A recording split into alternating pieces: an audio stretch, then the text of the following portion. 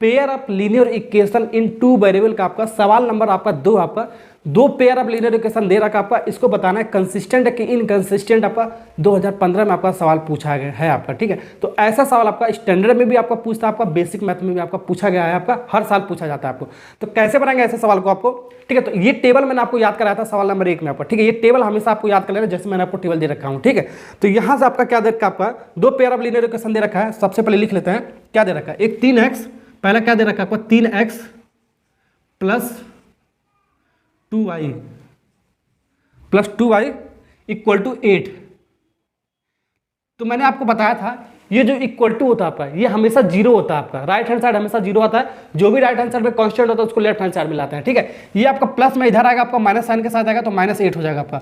अब फिर यहाँ पर कुछ नहीं बचा, इक्वल टू 0, ठीक है। तो राइट हैंड साइड हमेशा आपको जीरो बनाना, आपको बन गया आपका, ठीक, ओके। तो ये आपका इक्वेशन नंबर 1 हो गया, आपका इक्वेशन नंबर 1 हो गया, मान सकते हो, ठीक है। तो यहाँ से हम सबसे पहले a1x b1y plus c1 equal to 0 से कंपेयर करेंगे। ये आपका स्टैंडर्ड फॉर्म है, आपका pair of linear equation in two variable का आपका स्टैंडर्ड फॉर्म है। पहले x लिखेंगे, फिर y लिखेंगे, फिर c1 लिखेंगे, ठीक है। वैसे x y फिर कांस्टेंट लिखा आपका, ठीक है। तो यहाँ पर हमारा a1 की वैल्यू कितना, आपका a1 की वैल्यू कितना आपका 3 है आपका, और b1 की वैल्यू कितना आपका, जस्ट इसके सामने वाला ही आपका कितना आपका कंपेयर करोगे आपका +2 आपका, और c1 की वैल्यू बाबू कितना आपका -8 है आपका। तो पहले वाले इक्वेशन आपका a1 b1 c1 मिल गया। अब दूसरा वाला जो इक्वेशन बनाएंगे हम, ठीक है, a2 b2 c2 निकालेंगे। तो दूसरा वाला क्या है आपका, दूसरा वाला देखते हैं। दूसरा वाला क्या आपका 6x minus 4y equal to 9। तो 9 को इधर लाएंगे, मैंने आपको बताया तो प्लस में तो माइनस में आ जाएगा, और इक्वल टू ये आपका क्या आ जाएगा 0 आ जाएगा। स्टैंडर्ड फॉर्म में बन गया ना आपका। तो इसको मान लेते हैं इक्वेशन नंबर 2। अब दूसरे वाले से हम a2 b2 c2 निकालेंगे। तो यहाँ से हम a2x plus b2y plus c2 equal to 0 से स्टैंडर्ड फॉर्म से हम कंपेयर करेंगे, ठीक है। पहला इक्वेशन था इसलिए a1 b1 c1 लिया, दूसरा इक्वेशन था a2 b2 c2 लूँगा, बस यही आपको ध्यान रखना आपको, ठीक है।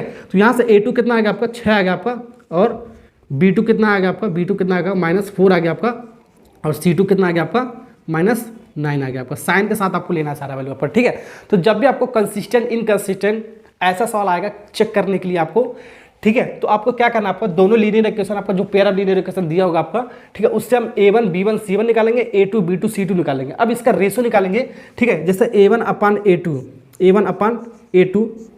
ठीक है। इसका रेशो चेक कर 3 कितना आपका 6 है, तो 3 कितना आपका 6, ठीक है। काटोगे आपका कितना 1/2 लिख सकते हो रेशियो को, इसको काट के पीट के, ठीक है। उसके बाद b1/b2 निकालो, पहले रेशियो ही चेक करो आपका b1/b2। तो b1 आपका 2 है आपका, और ये आपका -4 है आपका b2। इसको काटोगे पीटोगे तो -1/2। तो यहाँ पर देखो ये रेशियो आपका बराबर ही नहीं है आपका, ये रेशियो आपका बराबर ही नहीं है। जब ये रेशियो नहीं बराबर होता, पहला ही रेशियो जब बराबर नहीं हुआ आपका, यानी कि since a1/a2 not equal to b1/b2। क्यों? क्योंकि आपका 1/2 इसका वैल्यू आया आपका, और इसका वैल्यू आपका -1/2 आया, तो ये आपस में कभी बराबर ही नहीं हो सकता, आपका अलग अलग नंबर आ गया आपका, ठीक है। जब ये बराबर ही नहीं हुआ आपका ये दोनों रेशियो, तो हम कह सकते हैं इसके लिए आपका क्या आपका कंसिस्टेंट है। देयरफॉर सोल्यूशन होता है आपका, क्या होता है आपका यूनिक सोल्यूशन होता है, यूनिक सोल्यूशन होता है, या तो आपका यूनिक हो गया, या इंटरसेक्टिंग लाइन भी बोलते हैं इसको, इंटरसेक्टिंग लाइन भी बोलते हैं, इंटरसेक्टिंग लाइन भी बोलता है, या कंसिस्टेंट भी बोलते हैं इसको। तीनों में से कुछ भी पूछ सकता है, ध्यान रखा, consistent.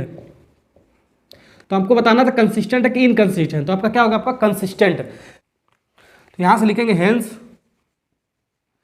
Hence given pair of linear equation is consistent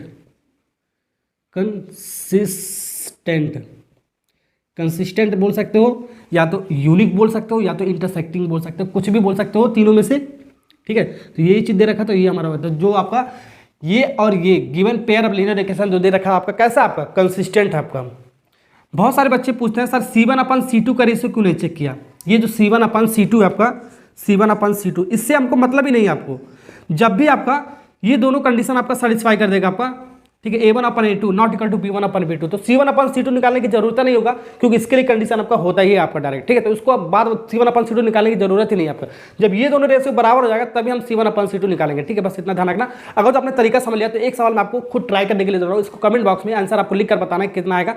video अच्छा लगा तो लाइक और सब्सक्राइब करके, क्योंकि इसी तरीके का वीडियो मैं आपके लिए लेकर आता रहा। तो ओके, थैंक यू।